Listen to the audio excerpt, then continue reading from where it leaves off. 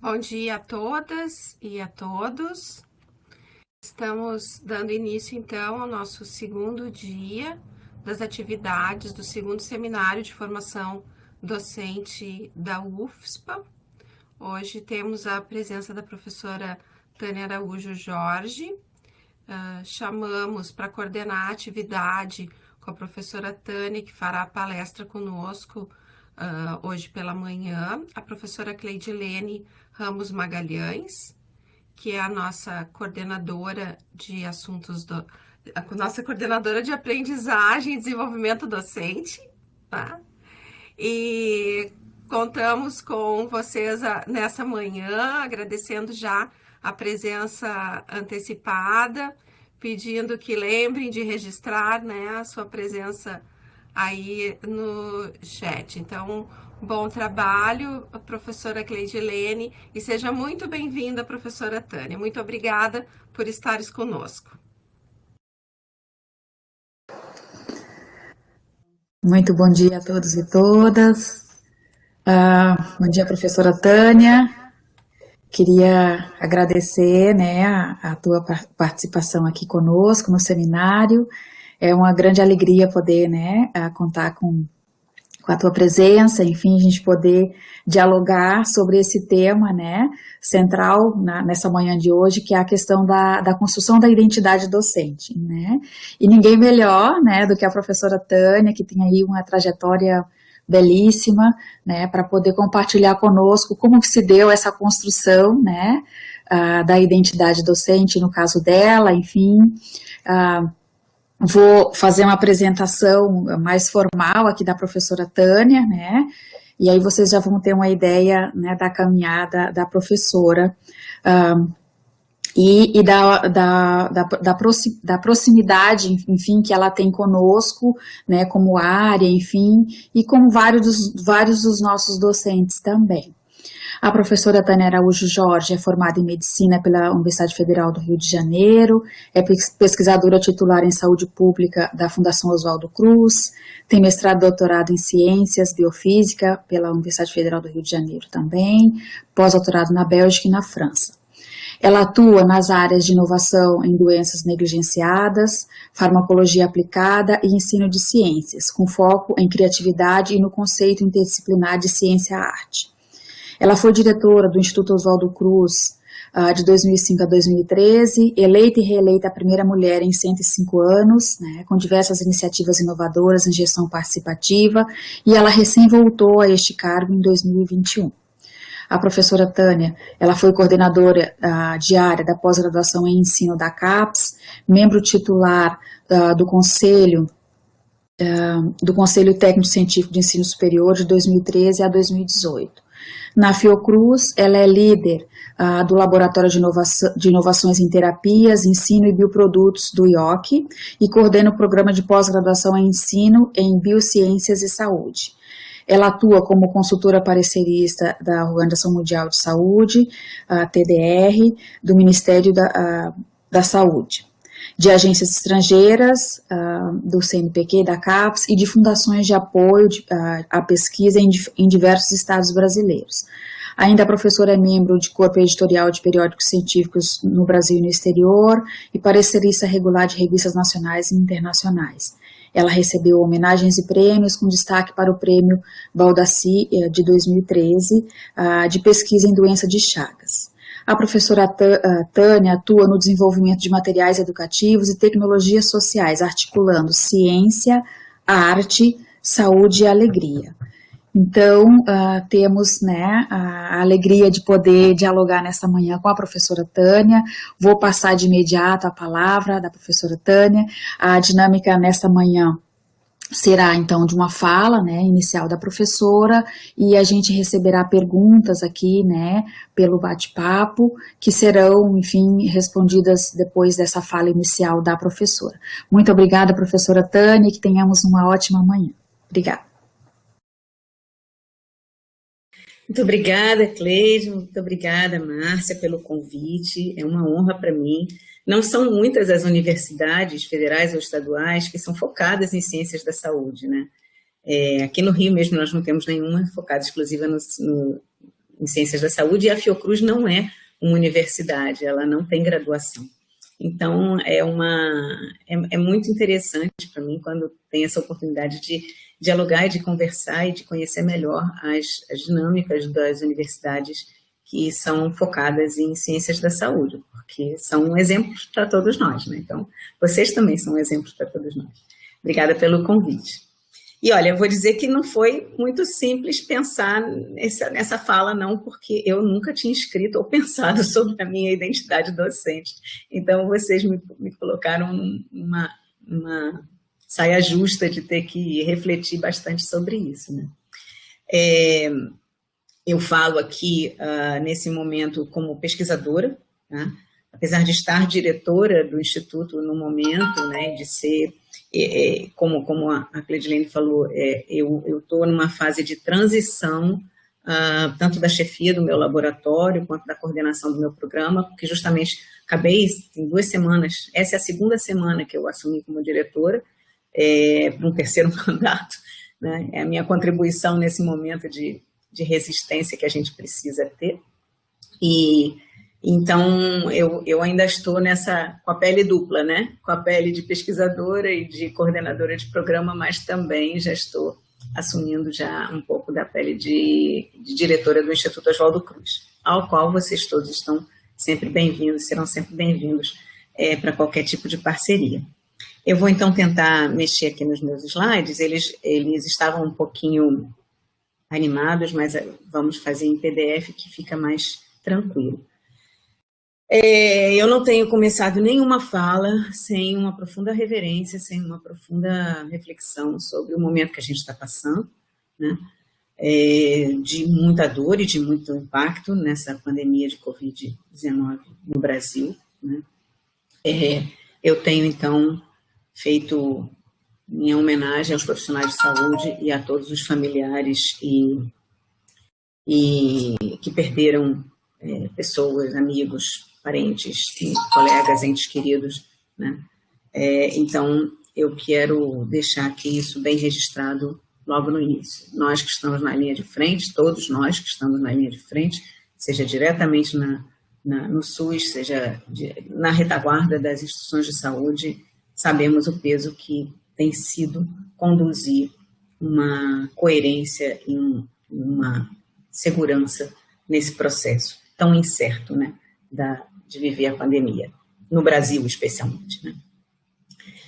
E esse desafio que me foi dado aqui por vocês me colocou justamente a pergunta que eu vou fazer, que eu fiz para mim mesma esses 2 dias que eu preparei essa apresentação e que eu faço para vocês, né?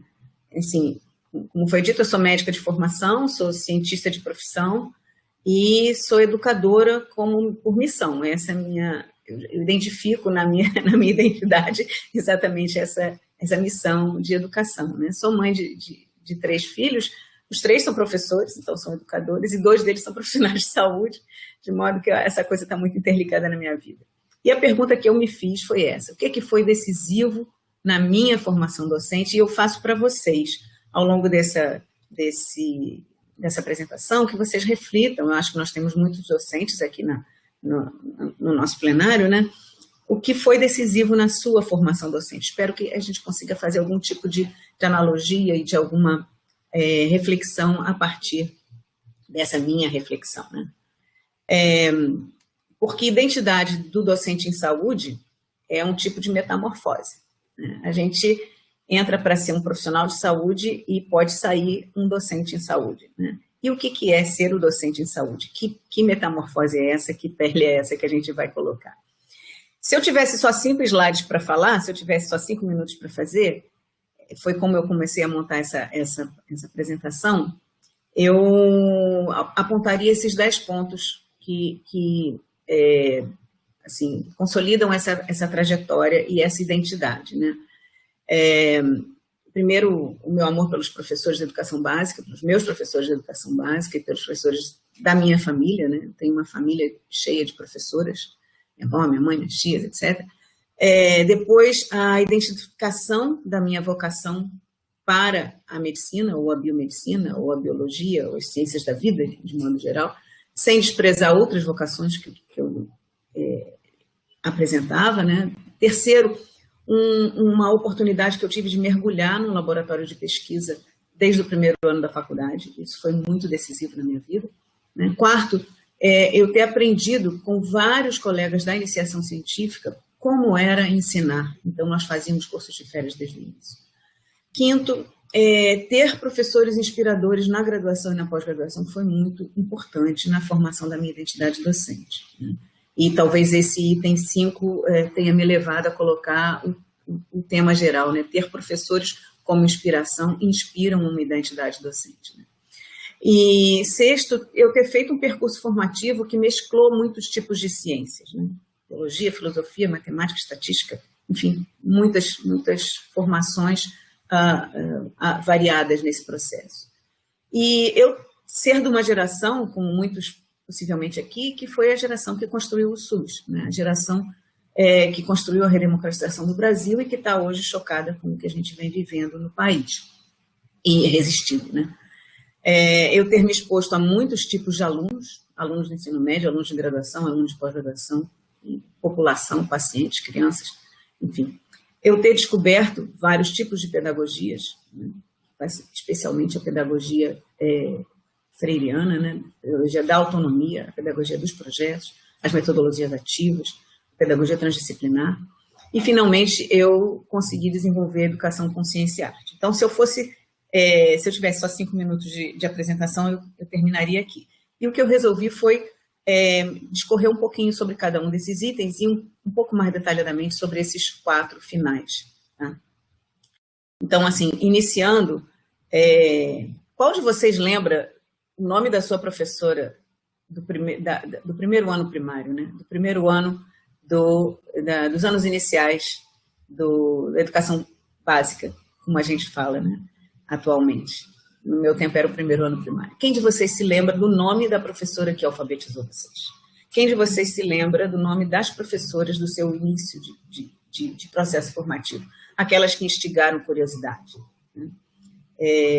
Eu me lembro dos nomes.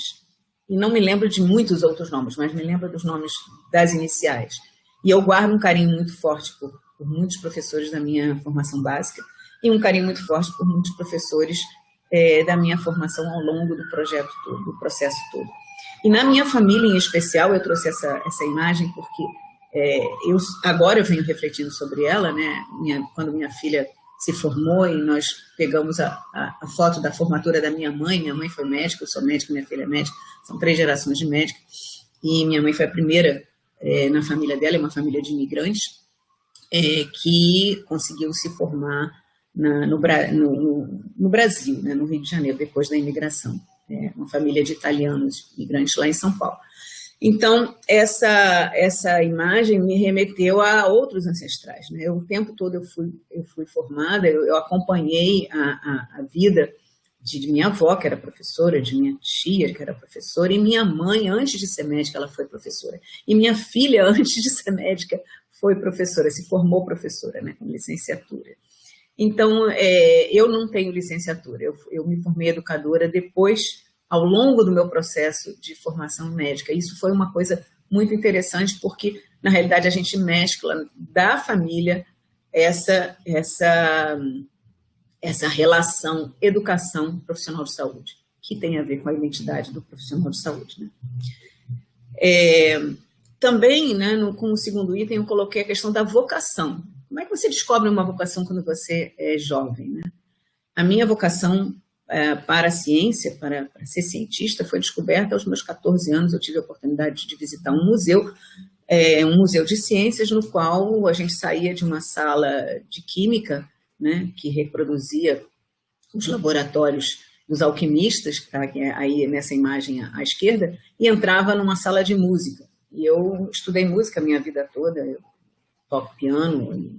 Então, essa relação de você sair da ciência, entrar na arte, sair da arte, entrar na ciência, ela me foi marcada num museu de ciência. Vocês estão em Porto Alegre, onde tem um museu belíssimo de ciências, que eu tenho certeza que marca a formação de muitos alunos de vocês, e possivelmente de vocês também, né?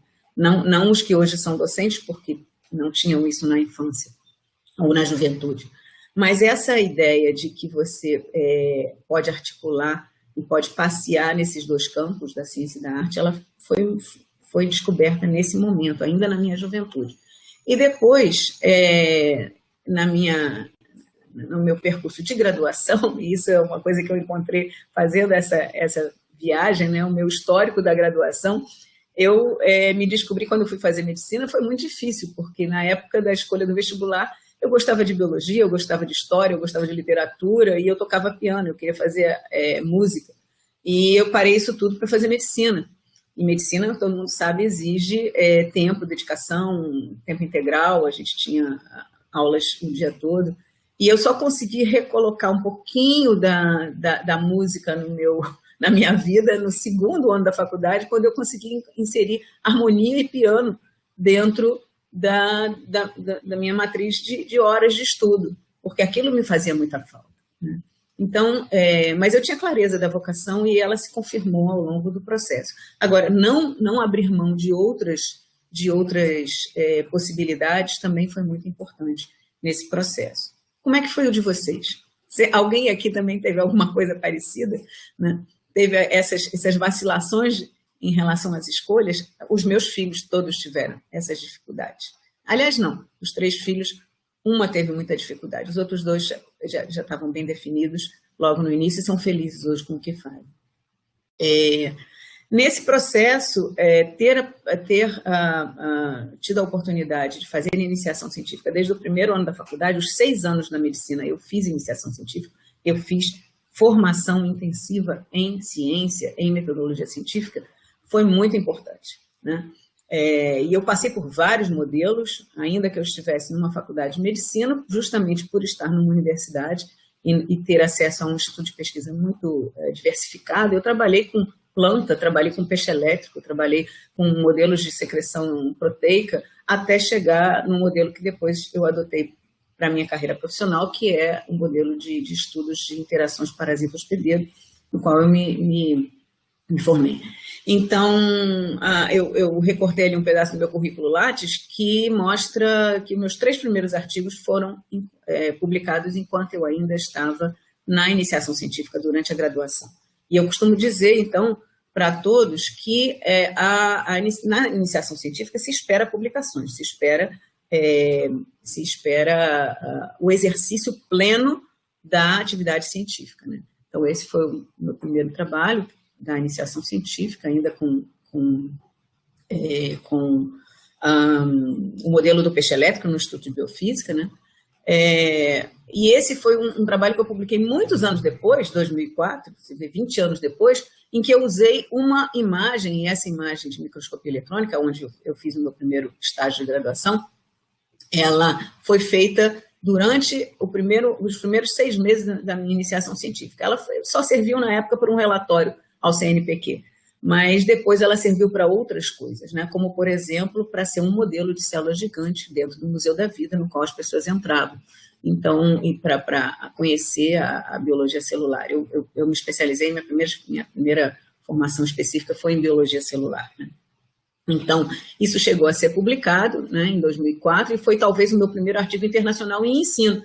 Então, repara que o meu primeiro artigo internacional em ensino de ciências foi com a minha experiência da iniciação científica na Faculdade de Medicina. Olha que conexão esdrúxula, estranha, mas real que aconteceu, né?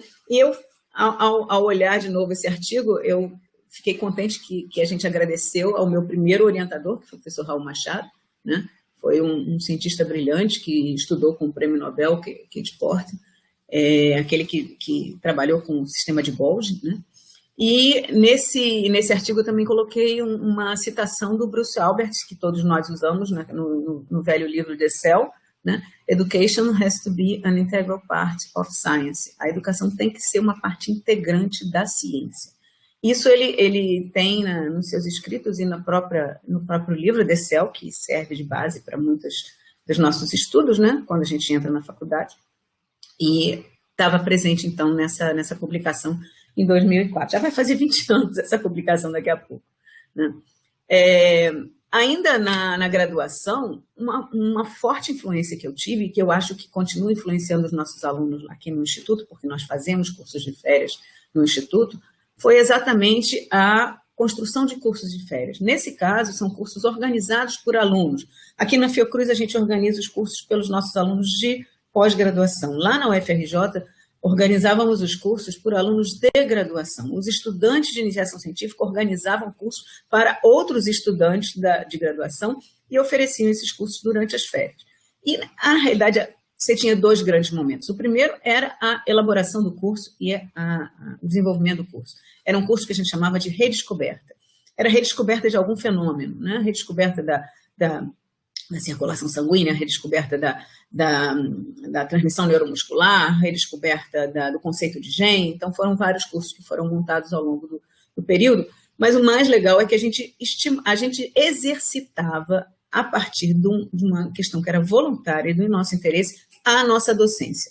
Então, nesse momento, e eu quero prestar essa homenagem, a pessoa que mais me influenciou foi Jorge dos Reis, que era meu veterano na faculdade, era iniciação científica na época, e depois virou um grande imunologista, um grande formador de formadores, como ele foi. Ele já faleceu, teve um câncer há alguns anos, e eu presto aqui a homenagem a ele, mas outros colegas, o Pedro Elzas, o Roberto Paz Carvalho, foram decisivos nesse processo, né?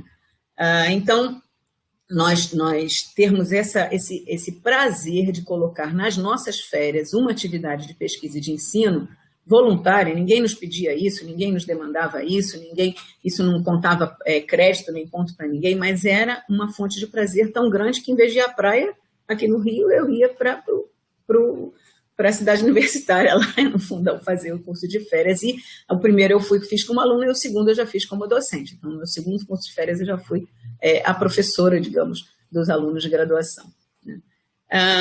E, claro, os professores inspiradores. E eu quero aqui render homenagem aos professores, porque, assim, o professor Gerson Cota foi, na sua primeira aula, quando ele fez uma viagem com slides de microscopia eletrônica dentro da célula, aquilo me confirmou que eu queria fazer estudos de biologia celular, né, de histologia, de citologia, né, e eu tive essa oportunidade de ver um anúncio de estágio de graduação preso na parede do corredor da faculdade, dizendo vaga de estágio, laboratório de microscopia eletrônica, e eu me inscrevi imediatamente. Então, aquilo foi a abertura da porta para a ciência, estimulada pelo professor Gerson Cota, que eu quero deixar aqui também a minha homenagem. Alguns que já se foram, como Darcy de Almeida, Leopoldo Inês, Carlos Chagas Filho, Herta Maier e a própria Nazária Meirelles, foram professores muito impactantes na minha vida, mas que já faleceram. E o professor Vanderlei de Souza, quem também eu quero deixar minha homenagem bem clara, que foi meu orientador de mestrado e doutorado, e é meu grande amigo até hoje, né, foi um secretário executivo da FINEP, foi ministro em determinados momentos. Ele é um grande articulador das políticas científicas no Brasil e também nas universidades, né? Foi reitor da UENF e de outros mais. Então, aprender com professores que, ao mesmo tempo, faziam filosofia da ciência, como Carlos Chagas Filho, faziam gestão e alta gestão de ciência, né? Como Vanderlei, Carlos Chagas, Darcy, Leopoldo, foi muito impactante para mim, né? Então, eu acho que revisar e reconhecer esses nomes foi muito impactante, né? A paraninfa da minha turma de formatura foi a Rita Assis, que é uma pediatra, foi a primeira mulher homenageada por uma turma de formatura de faculdade de medicina, e eu também fico muito orgulhosa disso. O item 6 eu destaquei uma formação inter e transdisciplinar, né? No meu percurso formativo, eu misturei muitas coisas, biologia, filosofia, matemática e tudo mais.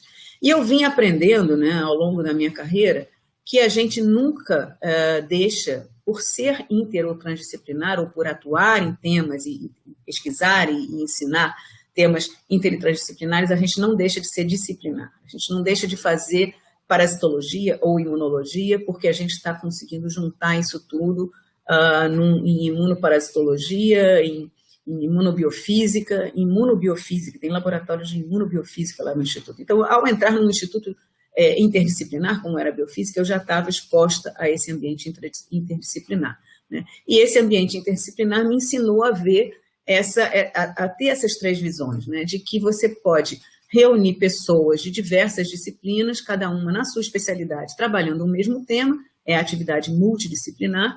Você pode integrar vários conhecimentos, né, de diversas disciplinas, métodos, conhecimentos, abordagens, né, sintetizando esses conhecimentos para fazer uma pesquisa interdisciplinar. Você está integrando esses conhecimentos, e você pode fundir determinados campos e criar novos campos integrados, e aí sim você está num ambiente e num projeto transdisciplinar. Então, essa noção do que é inter, do que é trans, e que o tempo todo, mesmo você trabalhando numa atividade transdisciplinar, você o tempo todo volta para a sua formação de origem, né, lá na imunologia, lá na parasitologia, lá na farmacologia, e integra isso, você transita entre o intradisciplinar e o transdisciplinar. Foi também uma descoberta que fez parte da minha identidade docente em saúde, né? Esse é um cartão que eu uso nas minhas aulas, então, assim, imunoparasitologia, biomedicina, físico-química, ciência e arte. Eu trouxe a mecatrônica, que não é tanto do campo das ciências, mas que também junta a mecânica e a eletrônica, né, a biofísica. A gente o tempo todo está vendo emergir campos transdisciplinares, campos interdisciplinares, campos transdisciplinares, né? E ele vira um campo quando ele consegue ganhar uma dimensão acadêmica, quando ele consegue ter uma massa crítica que pense naquilo tudo, que articule aquelas junções, né? E o professor Carlos Chagas Filho dizia que no Instituto de Biofísica tudo era possível. Então, se a gente estava estudando parasitos dentro do Instituto de Biofísica, maravilhoso. A gente não precisava estudar só o potencial de membrana das células para estar fazendo biofísica, porque biofísica era tudo que era biológico e era tudo que era do mundo físico. Então, tudo podia no Instituto de Biofísica, e essa liberdade eu guardei para a minha vida, né?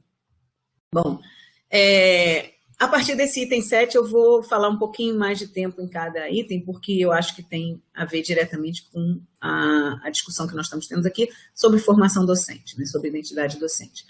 Então, assim, ter sido parte da geração que construiu o Sistema Único de Saúde e que tem responsabilidade pela sua manutenção, pela sua sustentação, é uma parte integrante da minha formação, e eu acho que é uma parte integrante de todos os docentes que trabalham na saúde hoje, né? Sem democracia não tem SUS, e foi nesse processo que o SUS surgiu, e é nesse processo que o SUS tem que se sustentar. Então, o que eu aprendi nisso tudo? Bom, primeiro que o tamanho do desafio, né? O Brasil é o único dos 11 países, 14 países que têm mais de 100 milhões de habitantes, que optou por ter um sistema universal público gratuito de saúde. E isso não é simples, é muito desafiador, mas dá para a gente ter orgulho quando a gente toma consciência desse processo, né?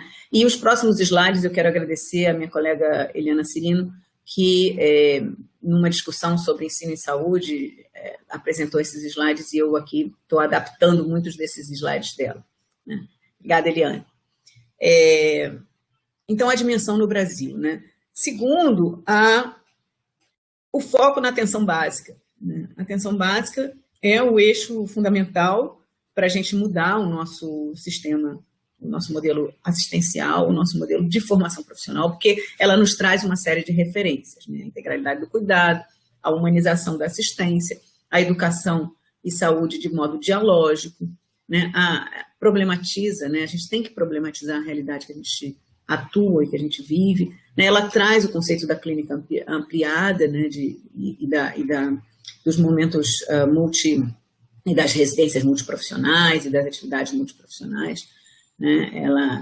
Ela tira do médico o ato médico específico e passa a trabalhar com a clínica ampliada, a responsabilidade social, né, da saúde, né, e o trabalho interprofissional. Então, esses eixos da atenção básica são sempre muito relevantes na nossa formação, né?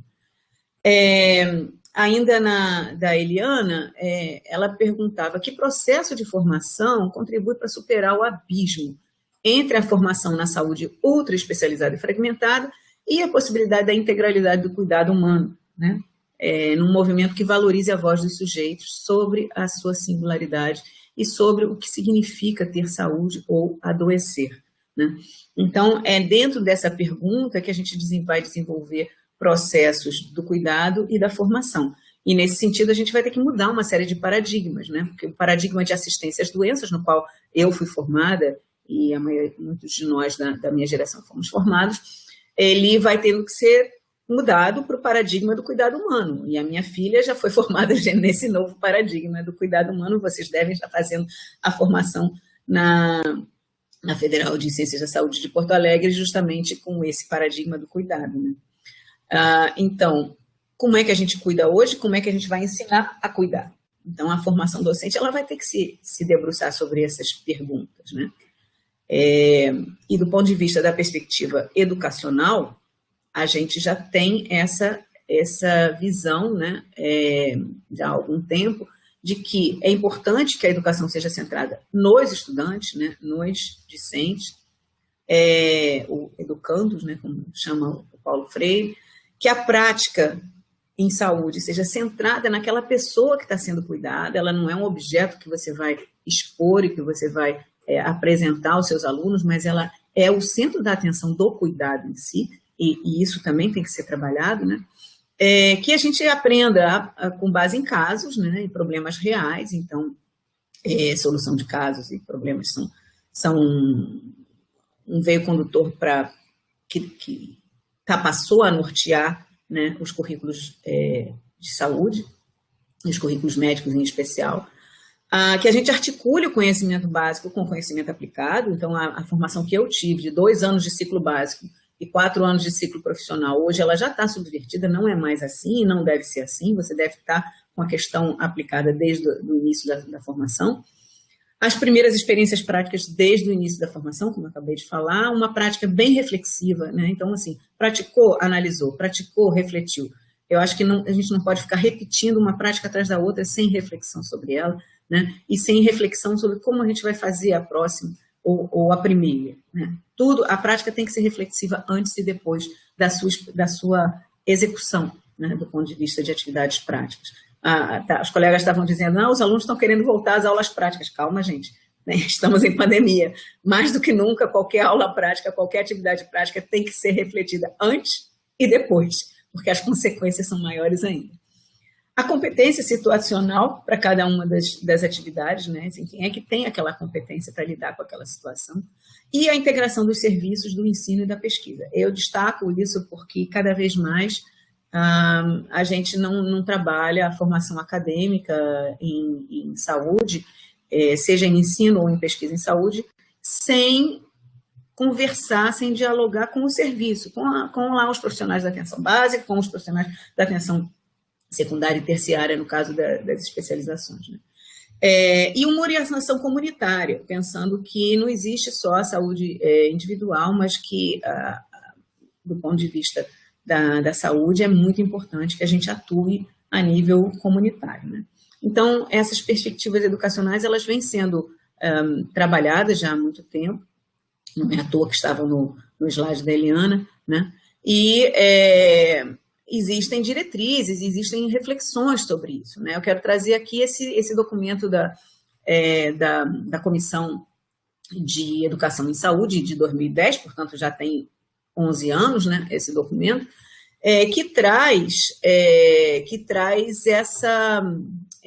que mostra, né, um pouco da evolução dos processos e modelos de formação em saúde, lá, né, antes do século XX, né, apenas uma junção do educacional com o institucional, depois passou-se a ter uma formação baseada na ciência, em que o currículo científico e a base universitária passou a ser mais importante. Evoluímos para uma aprendizada baseada em problemas, né, na PBL, ABL, e na descentralização da universidade, né, os polos acadêmicos começaram a ser mais trabalhados. E, finalmente, há um processo baseado nos sistemas, né, em que o locus da formação passa a ser o sistema de saúde, né, e o sistema de saúde e educação, e que a gente foca, então, em competências tanto locais quanto gerais, né? Então, a gente não vai só formar para a resolução daqueles problemas que estão ali no nosso ambiente, mas a gente vai formar para um conjunto de problemas de saúde que que tem base regional, que tem base nacional, que tem base internacional, por isso questão local, global, né?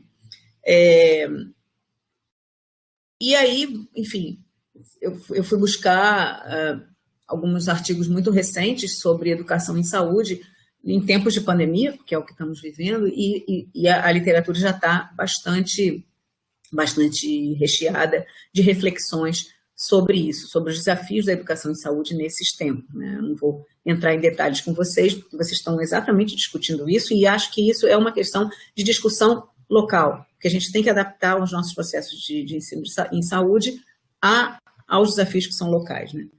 Tendo uma visão global. Ainda nesse item do SUS, eu quero dizer que não tem como você educar sem estar junto com as lutas em defesa do SUS, né? E isso eu vou reafirmar em 3 imagens, essa que eu busquei aqui na internet, essa hoje, de saúde é um direito, não é um negócio, e a gente acabou de passar pela discussão de se as vacinas iam poder ser compradas pelos mais ricos, né? Então, imagina se as vacinas não fossem aplicadas no Sistema Único de Saúde como um direito de todos, né? E o fato de que o SUS tem que estar acima dos governos, ele é do povo brasileiro e ele precisa ser poupado, ele precisa ser trabalhado como uma política de Estado e não uma política de governo, né? Desmontar o SUS é um processo que a gente tem que resistir muito fortemente. E cada um de nós, que é parte integrante do SUS, então o curso e a universidade de vocês é parte integrante do SUS enquanto universidade pública, a Fiocruz é parte do SUS, o Instituto Oswaldo Cruz é parte do SUS, cada um dos nossos laboratórios é parte do SUS. Esse entendimento de que a gente é parte do SUS, a gente não serve ao SUS, a gente integra o SUS, é um conhecimento muito importante que a gente tem que ter, especialmente quando está na academia, né? Passando para o item 8, que é a relação com os alunos e o aprendizado com os alunos, eu trouxe aqui a minha carteira de trabalho, na realidade a minha única carteira de trabalho, que tem dois únicos contratos. O primeiro foi um contrato como professora, educadora, e o segundo foi um contrato como pesquisadora em saúde pública lá na Fiocruz. Então, depois que eu entrei para a Fiocruz em 83, ficou sendo meu único locus de trabalho. Na prática, eu só trabalhei e só recebi meus salários até hoje, ou como professora, ou como pesquisadora, nunca como médica. É muito contrastante é muito contraditório, né? Uma formação médica para ser educadora ou para ser pesquisadora. Isso é possível? Na realidade, isso aconteceu comigo e eu vejo que isso é possível com muita gente, né? O médico, ele vai fazer atenção, ele vai fazer cuidado, mas ele vai fazer muita formação também. Então, isso foi o que aconteceu na minha vida, né? Esse impacto muito grande. E quando eu fui professora de ensino médio, eu tive alunos adolescentes, né? Estava em escola, dando aula de laboratório, né, de biologia. E depois, quando eu fui pesquisadora, eu passei a ser docente de pós-graduação. Então, eu só fui docente de graduação enquanto eu estava na minha formação de mestrado e doutorado na universidade, né? Mas, de fato, eu diria que de médica eu passei a educadora e profissional de saúde. Gente, me desculpe aqui, eu estou vendo vários erros de digitação. Desculpem aqui pelos slides com erros, tá? Então, seguindo um pouquinho nessa ideia de que quem me ensinou foram meus alunos, né, ou os alunos me ensinaram muito, eu quero compartilhar com vocês algumas experiências que eu tive como educadora. Primeiro, educadora em praça pública, em favelas, assumindo que a divulgação científica para quem é cientista ou para quem é profissional de saúde que faz ciência, mesmo pesquisa em ensino, pesquisa em educação em saúde, ela é uma responsabilidade que a gente tem que ter com a sociedade, que é fazer a divulgação daquilo que a gente faz. Difusão, divulgação e popularização são coisas um pouco diferentes, mas todas elas visam a você compartilhar aquilo que você sabe de uma maneira mais direta com a população, né? Essa imagem que vocês veem aí embaixo à esquerda, eu ainda estava no meu mestrado e eu estava fazendo uma palestra em praça pública no Rio de Janeiro, sobre, no caso, uma viagem dentro da célula, com imagens, a partir de imagens. E esse é um recorte de jornal de 1984, da nossa atividade com um grupo chamado Espaço Ciência Viva, que a gente montou aqui, que tinha reunia estudantes e professores de várias instituições do Rio de Janeiro, que existe até hoje, e que foi a origem da formação em divulgação científica, da formação dos museus de ciências participativos aqui do Rio, né? Essa imagem específica à direita é uma discussão sobre a qualidade da água nas comunidades. Nesse caso foi uma favela do Morro do Salgueiro, onde a gente fez um evento muito interessante, tudo super articulado, a pedido da Associação de Moradores Local e com a escola local, para discutir o que era a água, o que era a contaminação da água, o que era a verminose, o que eram os riscos associados à água e por aí vai. Eu imagino que se a gente tivesse feito muitos mais desses eventos, não como eventos pontuais, mas como uma política de atuação, a gente poderia talvez ter um resultado diferente hoje em termos de educação e de risco que a gente tem nas comunidades do Rio de Janeiro. Outra fonte de aprendizado importante, né, como são os alunos que estão com a gente nos projetos de pesquisa, né? Então, aqui eu trouxe uma foto do meu laboratório, numa festa de final de ano, mas toda essa galera jovem são alunos do laboratório e alguns são docentes e pesquisadores do laboratório. Então, essa interação também é muito frutífera em termos de aprendizado do docente, né? Eu trouxe um detalhe um pouco maior do enorme aprendizado que eu tive como educadora diretamente com pacientes, né? E, como eu disse, eu fui muito poucas vezes médica. E eu fui médica quando eu coordenei e coordeno ainda um projeto de ensaio clínico. E nesse projeto de ensaio clínico, a gente estava testando uma terapia, meu laboratório de inovações em terapias, a gente buscou fazer eventos para motivar pessoas a entrarem no projeto, né? E um dos eventos foi esse, chamando portadores de doença de Chagas, o ensaio era selênio para a doença de Chagas. Nós fizemos oficinas abertas aos portadores, eles se inscreveram, fizeram as oficinas, e essa é uma oficina que eu costumo usar nos meus cursos, que é a modelagem 5D, em que a gente tinha a pergunta, como é que eu me sinto vivendo com Chagas? Para eles responderem. E eles responderam, né, eles têm que responder, o desafio é responder com uma escultura, né, uma escultura que é feita na hora, com os materiais que a gente oferece, para representar uma ideia. Então, primeiro eles discutem a ideia e eles discutiram, não, eu me sinto grande, eu me sinto cuidado, eu me sinto amparado, eu me sinto batalhando, eu me sinto alegre. Nenhum deles falou triste, infeliz, não realizado, nada disso. Eles situaram uma situação da vivência com Chagas de uma maneira completamente diferente do que qualquer outro que pudesse pensar num sistema mais de compaixão pudesse imaginar. E eles expressaram isso numa escultura artística nesse momento, né? Essa primeira atividade, em 2015, nos levou a montar um curso, né, que é um curso de extensão, então, novamente, a questão da extensão sendo muito relevante na formação docente, né, um curso de extensão anual para os pacientes. De modo geral, eram os mesmos alunos, né? A gente sempre tem, assim, a mesma disciplina para diferentes alunos que passam no ano. Aqui a gente tinha os mesmos alunos com diferentes cursos que a gente teve que fazer ao longo do ano. Então, a gente teve que, ao longo de 2 anos, a gente tem que montar um conjunto de conteúdos diferentes para motivar essas pessoas ao longo do processo. A gente já está com 5, 7 anos de experiências nesses cursos, sendo que nos 2 últimos com atividades remotas, o que foi também super desafiador, porque são pessoas vulneráveis, são pessoas que não têm acesso aos instrumentos digitais da mesma maneira que a gente tem na universidade. Então, foi um curso muito desafiador. Então, falamos de Chagas Consciência e Arte, foi um curso muito desafiador que a gente vem fazendo lá na Fiocruz, dentro dessa linha com que a Cleide mostrou para vocês, que a gente atua, que é Ciência e Arte, né? E que me formou muito como educadora, porque ali eu não tinha só o aluno do ensino médio, eu não tinha um aluno de graduação, eu não tinha um aluno de pós-graduação, eu tinha um aluno na posição discente, né? Inclusive com carteirinha de estudante, né? Porque ele estava num curso livre de graduação, que era um paciente, estava sendo um processo de formação. E, aos poucos, isso foi virando um processo de formação de pares, um processo de formação de educadores, eles para eles mesmos. Isso foi transformador na minha vida. Nesse curso essa foi uma das atividades que a gente fez, em que pacientes que iam só ao hospital, porque eles tinham regularmente, eles são atendidos, né, no nosso hospital, no nosso Instituto Nacional de Infectologia, e eles marcam suas consultas, eles vão à sala de espera, eles são atendidos, fazem os exames e tal, mas eles nunca circulavam pela Fiocruz. E eles passaram a circular, ir num outro prédio para ter as aulas, fazer as oficinas, e nesse dia eles conheceram o castelo, como alunos e não como pacientes, e se identificaram e, de certa maneira, tomaram posse daquele castelo. Foi um dos momentos mais emocionantes que a gente teve, e todo ano eles querem visitar o castelo. Isso é incrível, né?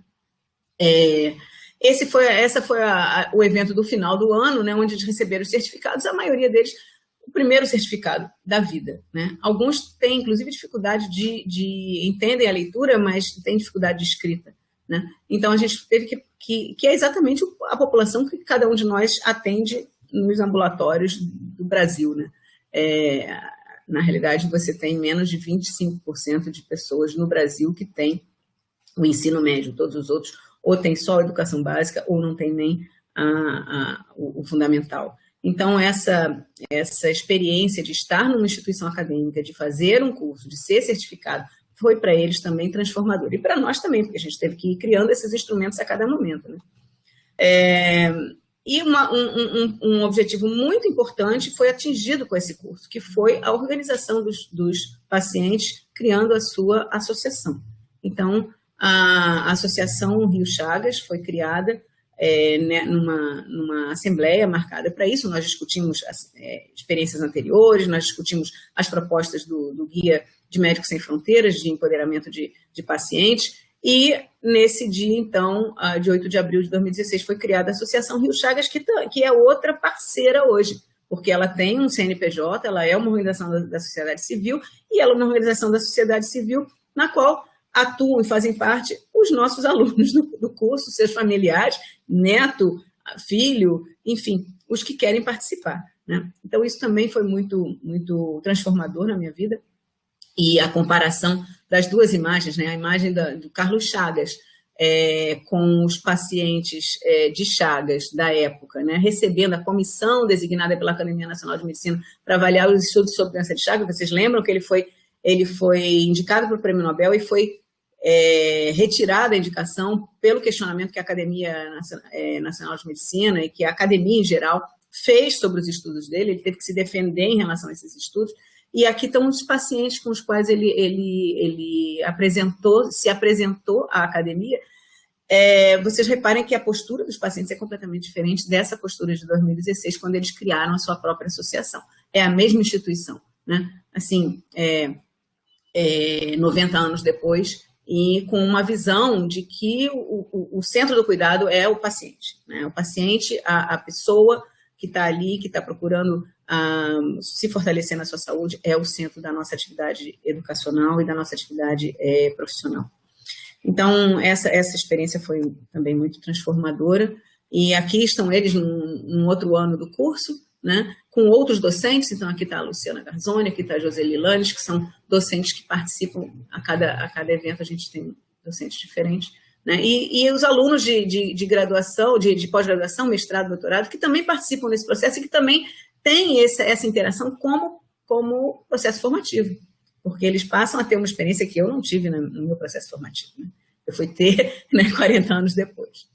Então, ainda em relação a quem nos ensina, né, aos outros educadores, além dos alunos, tem os nossos colegas, e eu trouxe essa imagem, que é uma imagem de classificação de livros da área de ensino, que foi feita em 2017, se não me engano.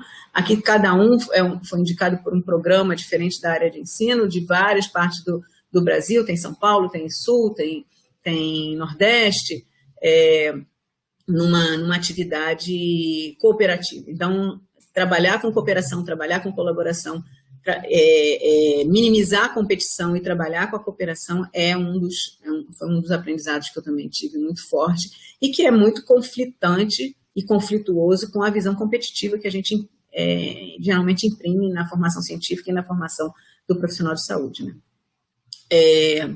Aí dentro, então, desse item 8, eu vou falar um pouquinho sobre a questão da identidade dos programas de ensino, porque vocês são um programa de ensino, de pós-graduação em ensino e saúde, né? E o profissional do ensino, nós, né, somos aqueles que integramos o conteúdo específico, saúde, com o conteúdo pedagógico, como ensinar, né? E essa integração nos diferencia.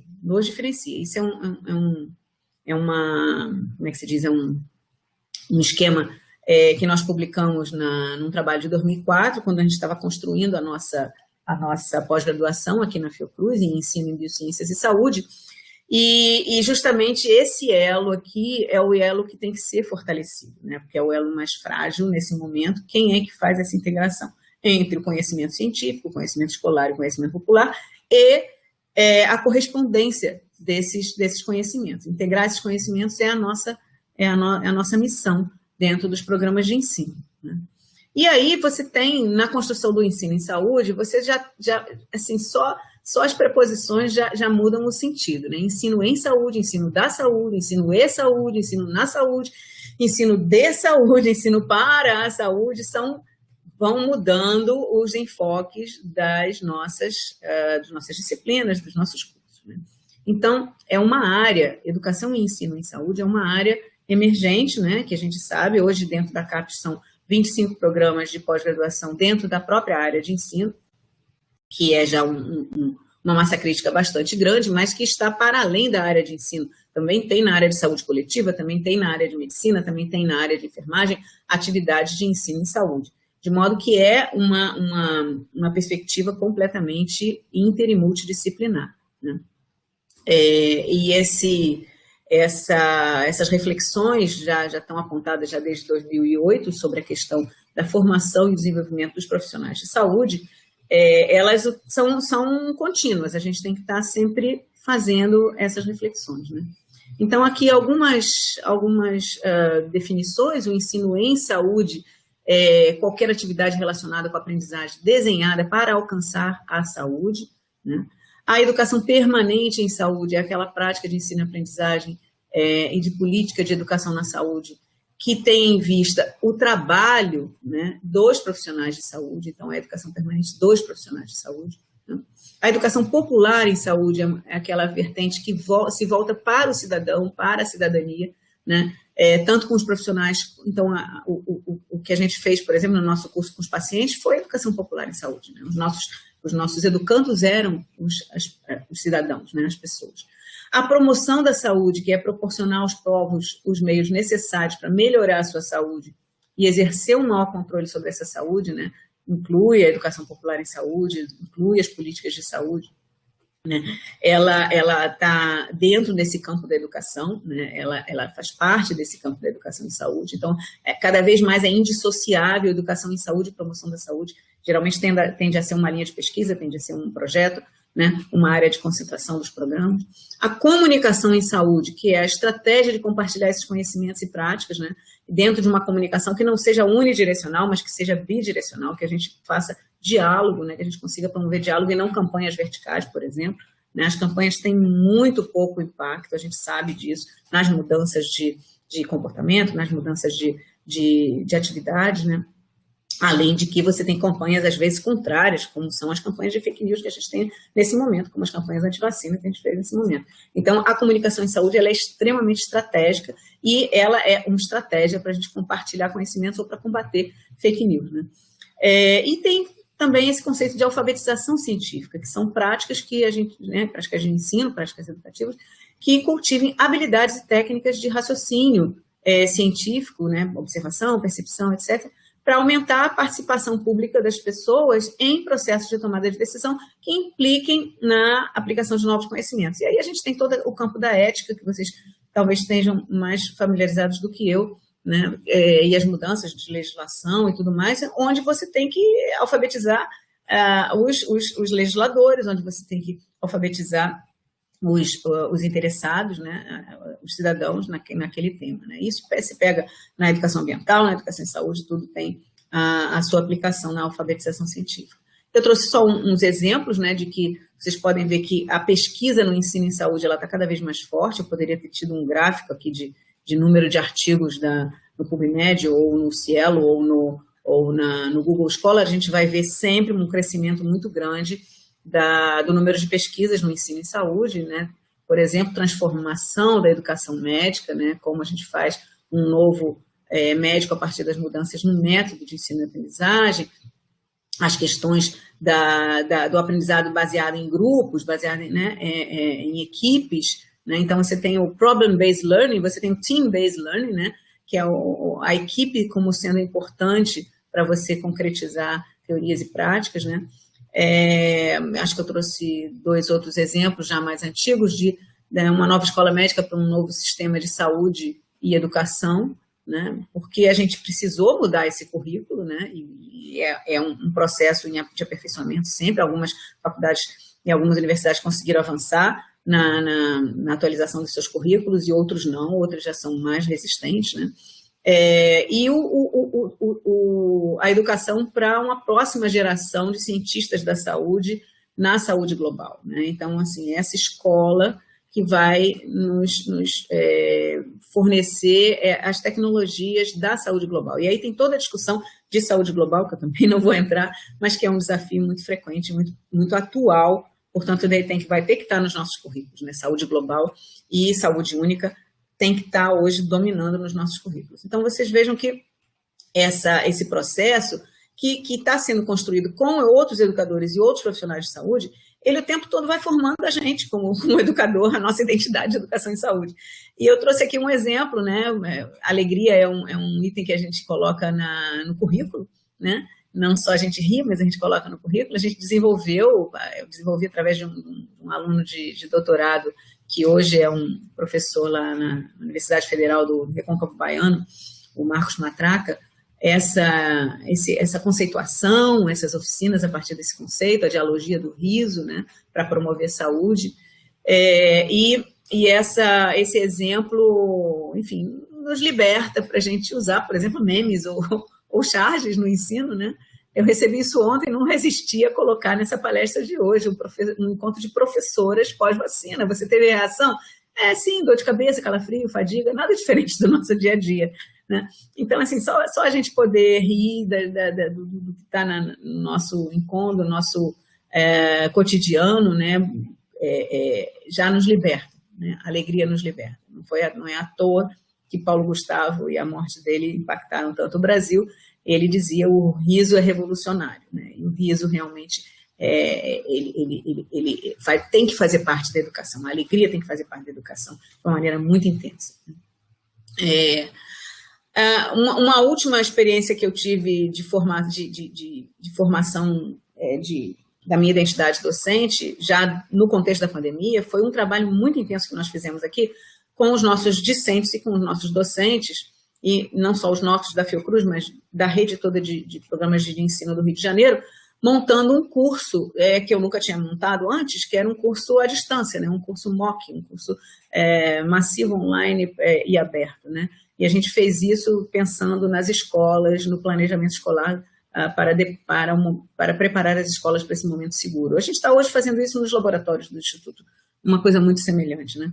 Então, montar esse curso que a gente fez no ano passado, através de uma oferta conjunta, tá? Aí tem uma parceria também, Unicef, CCIERJ, né? O programa Fiopromos, de promoção da saúde da Fiocruz, nosso programa, a rede de programas do Rio. Tudo isso foi muito importante, porque, de certa maneira, a gente assim, conseguiu criar uma coisa nova e devolver para a sociedade aquilo que a gente estava antenando que pudesse ser importante. A gente fez uma nota técnica, a gente montou um grupo de trabalho, fez uma nota técnica sobre isso, que saiu no dia 31 de julho, lá na página do Instituto, e que foi reunindo profissionais, e aqui nós temos doutorandos, a gente tem professores, a gente tem coordenadores de programa, a gente tem vários coordenadores de programas diferentes que trabalharam na construção desse curso, né? Então, assim, novamente, a identidade docente sendo impactada pelos alunos e pelos nossos colaboradores, pelos nossos colegas docentes da nossa instituição e de outras instituições. Acho que isso é muito importante. Vou passar para o meu 9º item. Cleidilene, se eu tiver ainda... Me avisa quando faltar 5 minutos, por favor. Não, estou tranquilo, pode seguir. Está tranquilo, eu esqueci de controlar o tempo, não tem relógio aqui na minha tela. Então,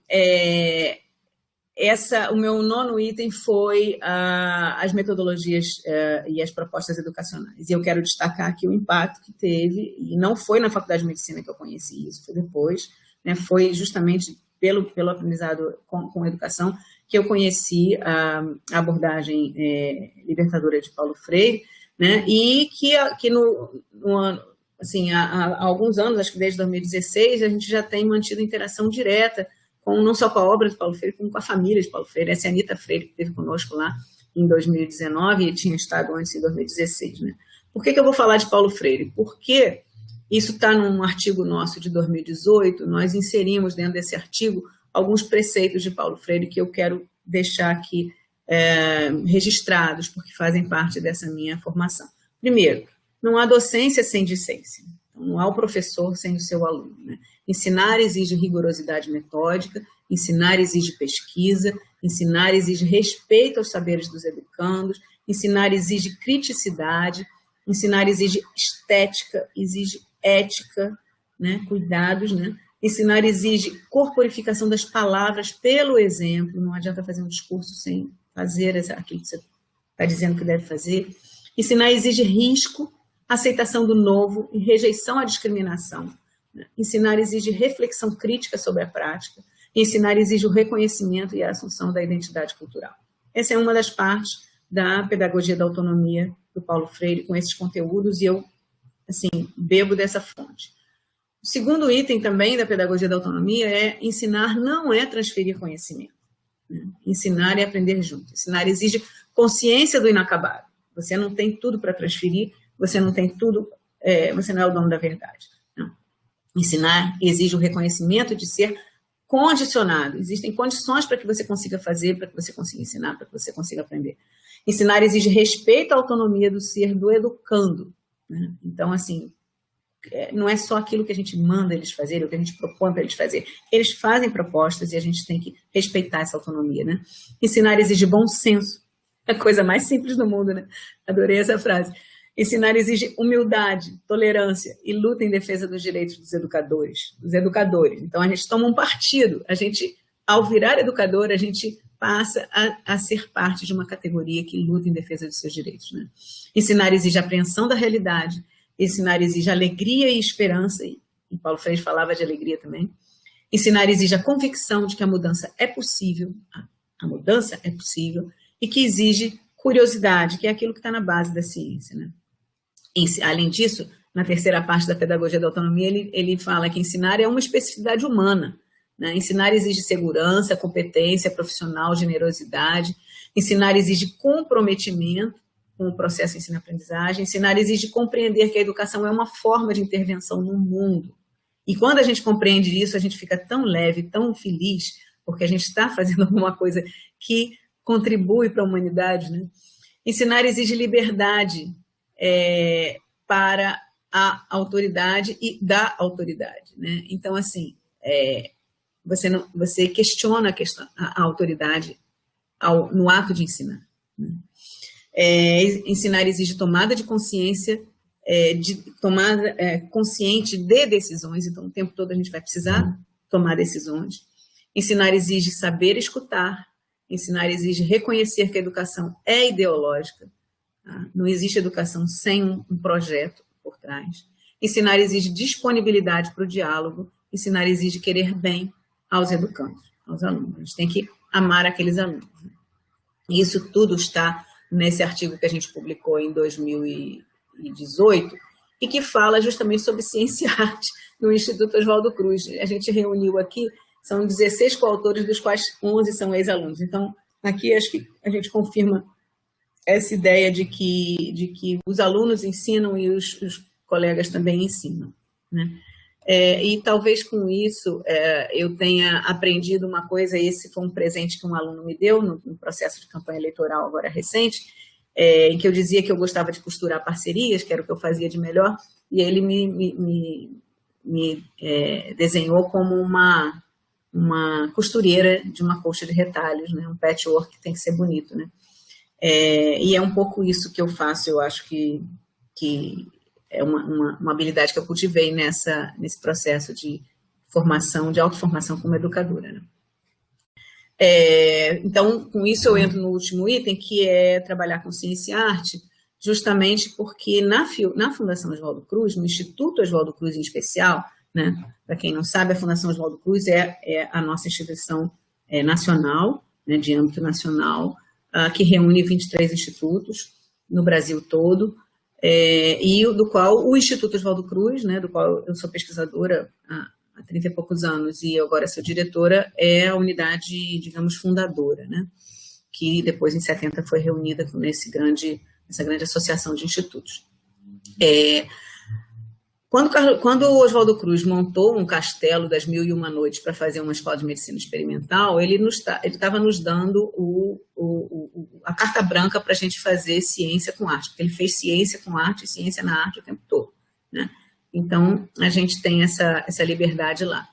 E esse meu primeiro encontro com essa fusão de ciência e arte, ele se deu ainda no ano da defesa do meu doutorado. Eu não estava na Fiocruz, aliás, eu já estava na Fiocruz, mas eu ainda era profundamente influenciada pela universidade, porque era onde eu trabalhava, né? E eu me deparei com esse artigo, Harmonia e Beleza na Pesquisa Médica, né? No Journal of Molecular and Cellular Cardiology. Eu trabalhava com cardiomiócitos in vitro e mecanismos de reconhecimento celular do tripanosoma pelas células cardíacas. Foi o meu tema de doutorado nesse ano, e eu me deparei com esse artigo que foi também transformador na minha vida. Por quê? Porque esse Robert Ruth Bernstein era um médico do pesquisador da Universidade de Michigan em fisiologia, né? Em fisiologia. E nesse texto está escrito: a ciência e a medicina são tanto uma busca da harmonia e da beleza na natureza, como são a música e a arte. Esse texto não é do Robert Ruth Bernstein, é do Richard Bing. Esse artigo que ele trouxe aqui é uma ode ao trabalho de um cardiologista, né, do Richard Bing, que é um cardiologista e músico. Então, dizia: a ciência e a medicina são uma busca de harmonia e beleza na natureza, como são a música e a arte. Ambas requerem uma invenção de novos conceitos e ideias, novos caminhos de percepção. Ambas requerem a mesma sensibilidade emocional e física a padrões, ritmos, consistência, novidade, metáfora e analogia. Requerem um refinado uso de sentidos em conjunção com a mente e com as mãos, né? Isso ficou... Eu guardei essa frase durante muitos anos, e eu vim consolidar essa frase mais tarde no livro que eles lançaram, que ele lançou. Ele é médico e a sua esposa é psicóloga. Lançou em 99 em inglês, em 2001 saiu aqui no Brasil em português, sobre o pensamento criativo. O que é o pensamento criativo? Como surge o pensamento criativo? E aqui eles defendem essa tese de que existem conexões entre ciências, artes, humanidades e tecnologias, que no nível da imaginação criativa todos pensam da mesma maneira. É uma tese, né? A defesa disso depende de evidências. Aqui, gente, a gente vai perder a animação que eu tinha nesse slide. É um slide onde, nesse livro, ele trabalha com 13 categorias do pensar, que tem observar, evocar imagem, reconhecer padrões, formar padrões, fazer analogias, pensar com o corpo, pensar de modo dimensional, brincar, transformar, sintetizar. São categorias do pensar que a gente pode trabalhar e deve trabalhar nas atividades de ensino, né?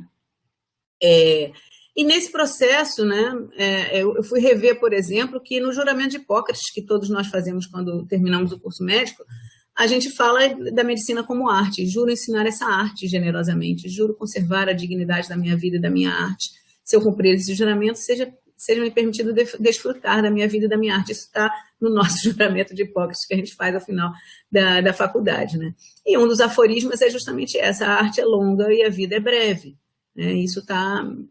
Essa foto eu fiz de um pilar de um viaduto, né? Num determinado local. E pensando em gregos, né? Na Grécia Antiga, a palavra que designava arte era técne, né? Técne, do qual derivam tanto técnica quanto tecnologia, que são os termos aplicados tanto para práticas artísticas quanto para práticas científicas. Então, vocês estão vendo que a medicina está imbricada com ciência e arte desde o início, né? Um exemplo aqui é a arte que expressa o indivíduo. Os 3 quadros, né, de Munch, que a gente conhece mais o grito, né, mas a ansiedade, o desespero, que são coisas que a gente está lidando hoje profundamente nessa pandemia, né? E repare aqui, tá vendo esse céu vermelho? Vieram os cientistas para estudar por que o céu do Munch estava vermelho. Aqui são 4 versões do grito, todos com céu vermelho. Na realidade, o céu da Escandinávia estava vermelho naquele período, porque tinha havido uma erupção vulcânica e a atmosfera estava com essas partículas todas que geravam o céu vermelho, né? Então, aqui não é uma simples interpretação do artista A interpretação está na expressão da figura humana, mas o fundo é uma realidade da ciência, né, que foi estudada estudando a arte. Né? E hoje em dia você tem vários museus de arte da Covid, que eu trouxe esse aqui, é um exemplo, Covid Art Museum, que é eletrônico, né? Então tem muitas expressões artísticas e as expressões artísticas estão nos permitindo lidar com esses problemas que a gente está vivendo, tais como a emoção. Esse é um quadro chamado Emoção, né? Não é do tempo da pandemia, mas como expressar a emoção? Já pediram para os seus pacientes expressarem emoção, para os seus alunos expressarem emoção? Quem sabe você vai conseguir expressões artísticas interessantes sobre emoção, né? Ou esperança, né? Esse é um quadro também chamado Esperança, né?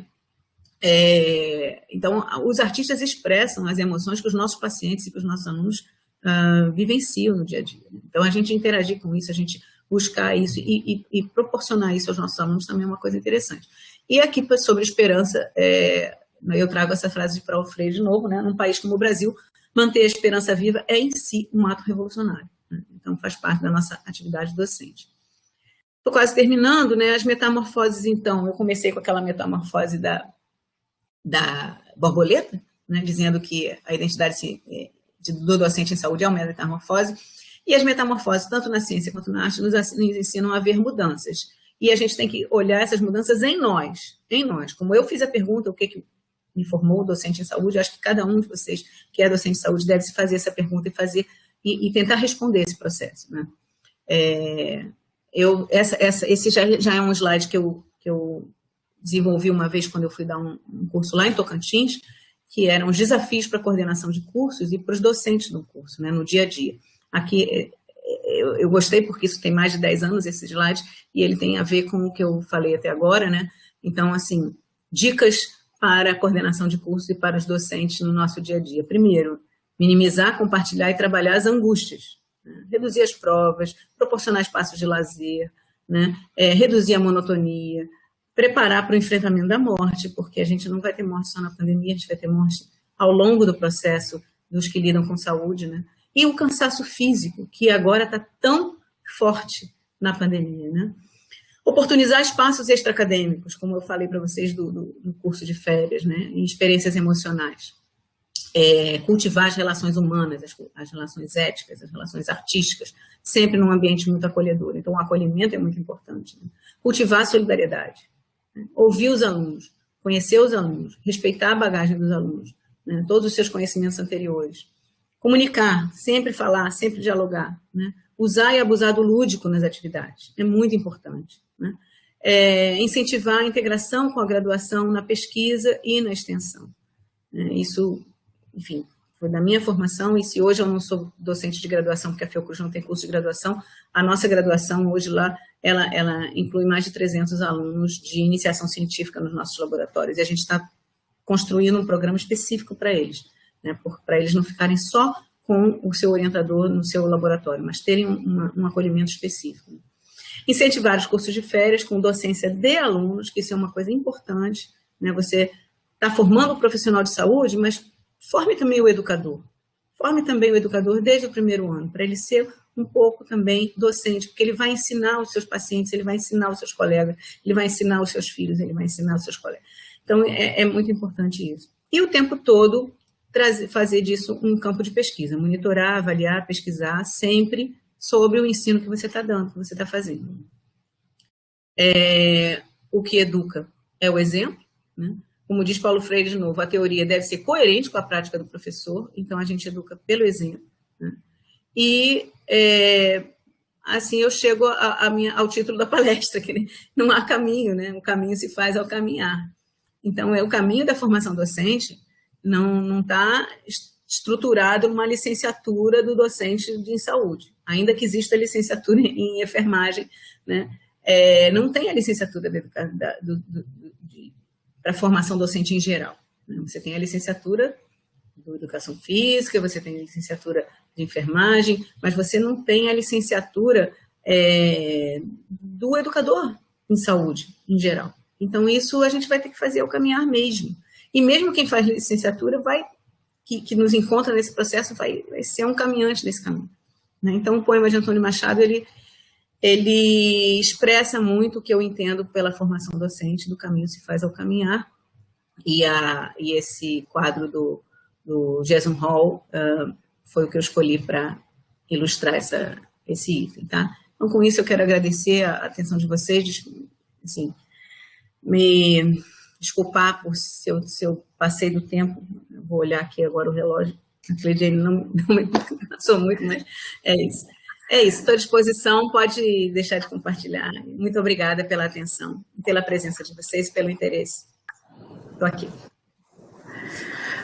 Professora Tânia, muito obrigada por sua fala. Imagina, a gente ficaria aqui mais, né, o restante da manhã, né, te ouvindo, e a ideia agora é a gente poder conversar um pouco mais. Assim, eu já recebi aqui dos colegas vários elogios, vários agradecimentos aqui pelo chat, né, pessoas perguntando, né, a gente vai disponibilizar a gravação, sim, já informo para vocês, nós vamos deixar disponibilizada a gravação, assim como a gente teve os webinários o ano passado e que ficaram gravados, essas atividades desses dias também, né, estão sendo gravadas e vão ser disponibilizadas para os professores, alguns pedindo as referências, né, foram várias referências, né, ali citadas, seja do ponto de vista, né, do trabalho em saúde propriamente, seja dessa interface justamente entre a educação em saúde, o ensino em saúde. E professora Tânia, assim, eu em nome da instituição queria agradecer imensamente, e a sua fala era exatamente a expectativa que a gente tinha, né, de estabelecer com os professores da casa, né, no dia de hoje, pudesse trazer alguém, né, com a formação na área da saúde, que pudesse, né, nos contar, dialogar conosco, né, nos relatar como é que foi a caminhada, né, e era exatamente isso. Eu não tinha noção dos detalhes, eu a conheci em 2015, né, então 2015, assim, te acompanho, enfim, e sigo, e na verdade a gente trabalhou juntas em alguns momentos, né, junto lá a CAPES, né, quando fui coordenadora do programa de ensino na saúde aqui da UFSPA, e enfim, a gente segue dialogando, nós temos um grupo, né, que tem várias pessoas do Brasil todo,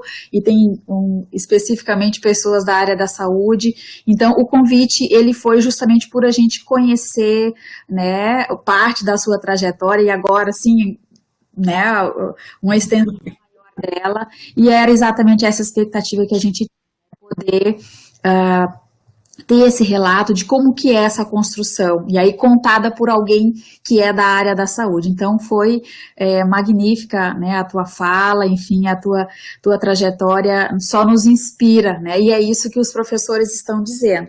Então eu vou tomar a liberdade de ler aqui algumas das questões que nos chegaram, que é o seguinte: parabéns, muitos elogios, excelente, fala extremamente enriquecedora, né, diz a professora, uma xará sua, a professora Tânia Maia, né, a questão da gravação, eles querem ouvir de novo, a gravação querem ouvir de novo, né, a professora Melissa Medeiros, que palestra maravilhosa, muitíssimo obrigada, né, a professora Débora, que é da enfermagem. Parabéns, professora Tânia, pela potência da sua reflexão sobre sua trajetória docente. Agradeço profundamente por apresentá-la a nós. Sou enfermeira. Enfermagem é a ciência e a arte do cuidado humano, né, a professora Débora. Aprendemos e ensinamos a partir desse preceito, né, a colega Débora da enfermagem está colocando. A professora Júlia diz, palestra linda e trajetória inspiradora, muito obrigada. Depois temos aqui, a professora Clarice fez um comentário, imagino que foi aquela hora das imagens ali dos quadros. Me lembro de várias, ela postou, né? As formações variadas são a possibilidade de abrir-se, diz a professora Simone Canabarro, né? Enfim, vários comentários aqui, de agradecimento, enfim, sobre a tua fala, né, e que nos ajuda, na verdade, a nos inspiram e nos ajudam a pensar sobre a nossa trajetória. E aí, nesse sentido, eu queria fazer um comentário sobre a sua provocação inicial, né? No sentido de dizer que a gente lhe deu uma tarefa difícil, né? E a ideia é exatamente a gente poder parar para pensar como é que a gente chegou até aqui, como é que eu me tornei docente, né? Quando a gente questiona a sua identidade docente, na verdade, é essa pergunta que a gente pretende lançar sobre ela, né? Que nós, professores, possamos pensar, como é que eu me tornei docente, né? Como é que eu cheguei até aqui? Né? O que me levou, né, a essa escolha, ou onde essa escolha, né, quem me inspirou, e aí eu acho que a questão dos professores primários, né, eu recentemente tive que fazer esse exercício, né, profissionalmente, e exatamente isso, assim, um professor que me marcou muito foi as minhas duas primeiras professoras alfabetizadoras, e vários outros professores, quando a gente tem esse momento, assim, de refletir sobre o processo, a gente volta, a gente remete a essas inspirações, que muitas vezes estão na própria família, né, como foi o teu caso, que colocou, né, no caso da mãe, enfim, né, familiares e tudo mais, e depois os outros professores que foram marcando a nossa trajetória, foram dialogando conosco, e os nossos próprios alunos, né, e eu concordo muito contigo acerca, por exemplo, da iniciação científica, né, dos processos de envolvimento dos alunos, desde a graduação, né, e a gente tem a felicidade de ter um programa de iniciação à docência, né, na universidade. É muito legal. Projetos de ensino que envolvem alunos desde a graduação, enfim, é um dos xodós, né, para mim e para vários, né, colegas e para a instituição de uma maneira geral, para todos os professores que estão envolvidos, né, com esses projetos. A gente tem atualmente 76 projetos, né, de PID, e a gente tem, né, muito mais que 76 alunos, porque tem os bolsistas e tem os voluntários, e a ideia é justamente essa, é a gente poder, já que as profissões da saúde, com exceção, né, da educação física e da enfermagem em algumas instituições que têm a licenciatura, os outros cursos não têm, né, como objeto de análise, de reflexão, de estudo, essa questão da função educadora do profissional de saúde. Então, lhe ouvir foi extremamente enriquecedor, né, e um exemplo vivo exatamente da discussão que a gente está pretendendo, enfim, disparar e provocar nos nossos docentes, né. Não sei se gostarias de comentar algo mais a esse respeito. Só vou lhe pedir, o modo da apresentação está com a senhora, pode... Tá comigo? Tá, aham. Tá bom, descobri aqui. Que aí ele aumenta. Tá certo. Então, é muito interessante que você tenha colocado essa questão da iniciação à docência, porque isso é um desafio para nós aqui na Fiocruz, né? Na época que a CAPES lançou o programa PIBID, que era iniciação à docência, a gente ficou todo animado, vamos ter agora alunos de graduação com a gente, não só para iniciação nos laboratórios, né, que era o PIBIC, iniciação científica geralmente era ligada aos laboratórios nossos. E tem o PIBIC e tem o PIBIT, né, que é a iniciação tecnológica. Mas a gente não tinha o PIBID, e continua sem ter, porque como nós não temos licenciatura, nós não temos direito, não entramos nos critérios da CAPES de fazer programa de PIBID. Se a gente quiser fazer um programa de PIBID, a gente vai ter que criar um programa independente. E você acabou de me dar uma ideia que eu não tinha tido. Né? Ou seja, por que a gente tem que ficar preso à iniciação docente só nos critérios dos programas governamentais já existentes, né? Muitas vezes, quando a gente não atende determinados critérios, a gente tem que inventar alternativas. E eu acho que essa é muito interessante. Acho que a iniciação à docência e trabalhar a função educadora do profissional de saúde é muito importante, muito importante. No nosso caso aqui na Fiocruz, a gente tem no máximo o estágio docente, que é quando a gente faz uma parceria com a universidade e o nosso aluno de mestrado ou de doutorado, ele vai à universidade ser digamos, assistente docente de um professor da universidade. Até porque ele precisa se formar e se qualificar para os concursos, e os concursos implicam em aula para graduação, né?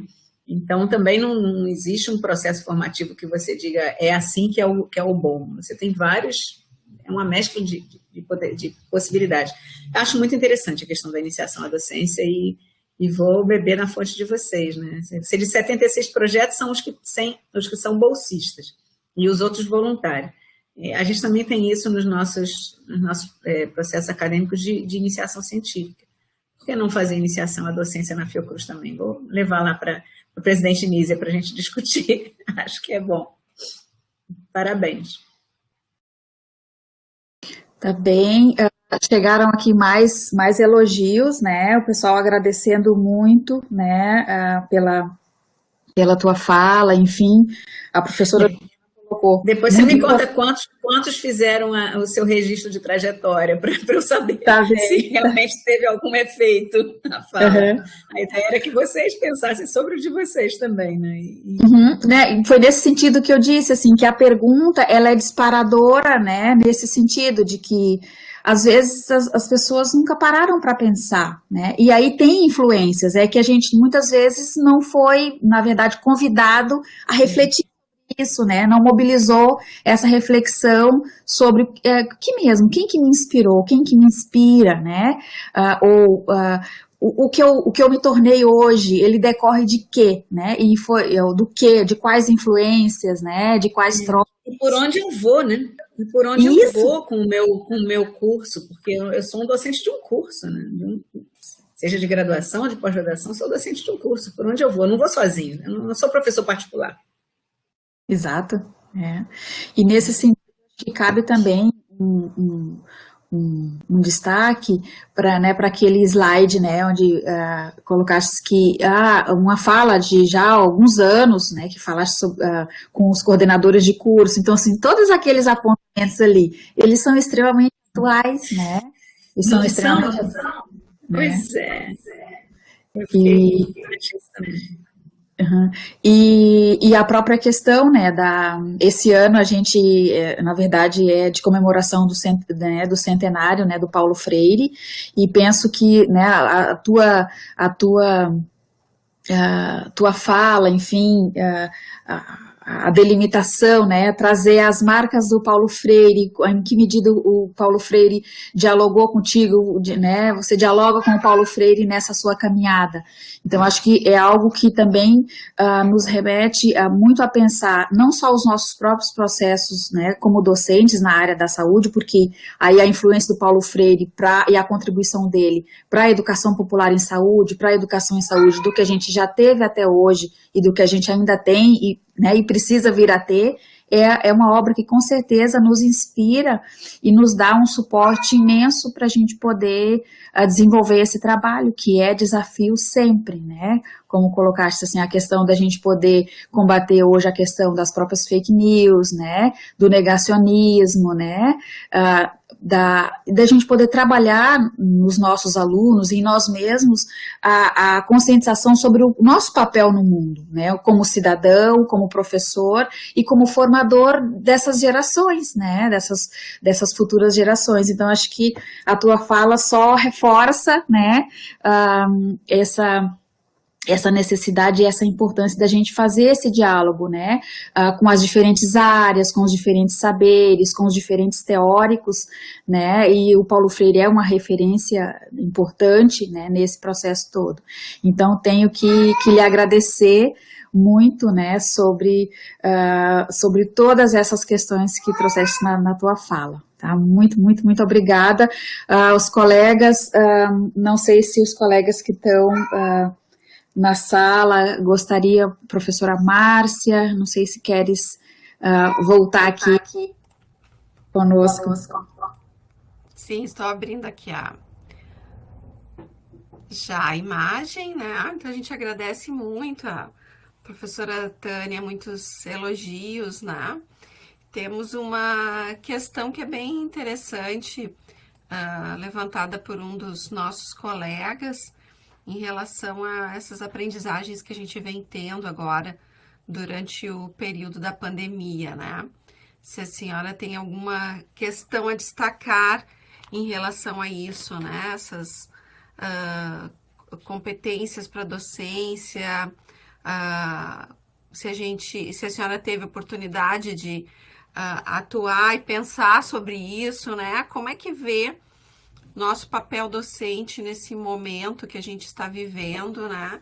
E através das telas, como nós estamos tendo agora, porque a gente está vendo que, por um lado, nós estamos conseguindo avançar e nos aproximarmos, né? Então, talvez, se a gente tivesse presencialmente, a gente não conseguisse fazer o evento dessa forma, né? Não conseguíssemos reunir as pessoas dessa forma. Mas, por outro lado, a gente tem vários outros desafios, né? Então, o que poderia conversar conosco sobre isso?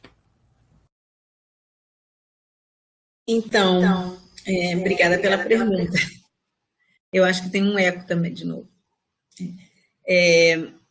As aprendizagens na pandemia. Eu acho que a primeira aprendizagem foi enfrentar o isolamento social e dominar essas tecnologias de comunicação. Esse foi o primeiro aprendizado, né? Porque a gente enfrentou. Então, estamos vivos aqui fazendo esse evento, fazendo as nossas seleções, fazendo as formaturas, a gente enfrentou. A gente não correu da raia, né? Acho que isso foi um aprendizado importante. Acho que essa relação virtual nos eventos, ela veio para ficar. Ela veio para ficar porque ela tem uma potência que nós nunca imaginávamos antes. Nós já tínhamos a RNP há muito tempo.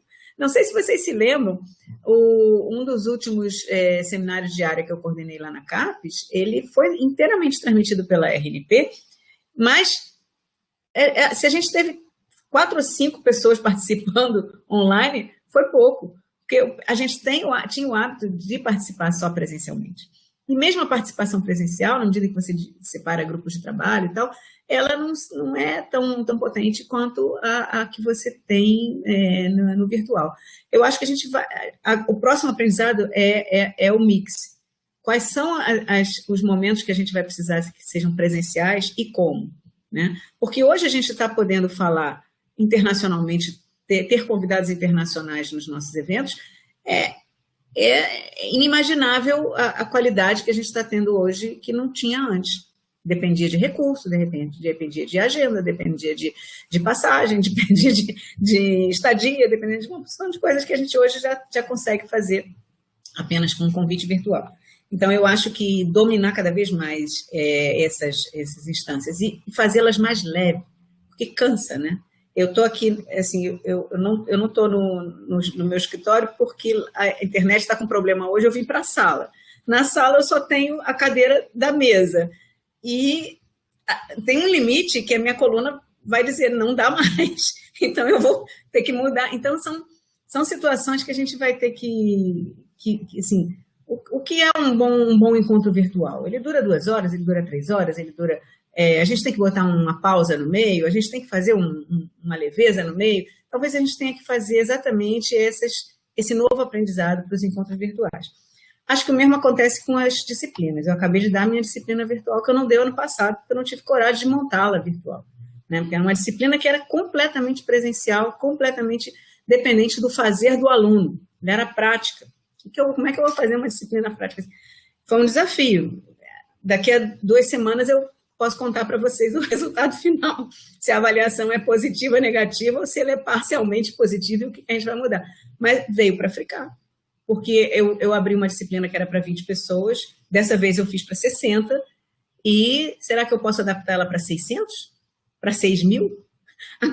Quando a gente montou esse curso para gestores de escola, que o pessoal do CEDERJ, que trabalha com educação à distância, disse, olha, o curso é para 1.000 vagas. Eu digo, eu não sei fazer curso para 1.000 vagas.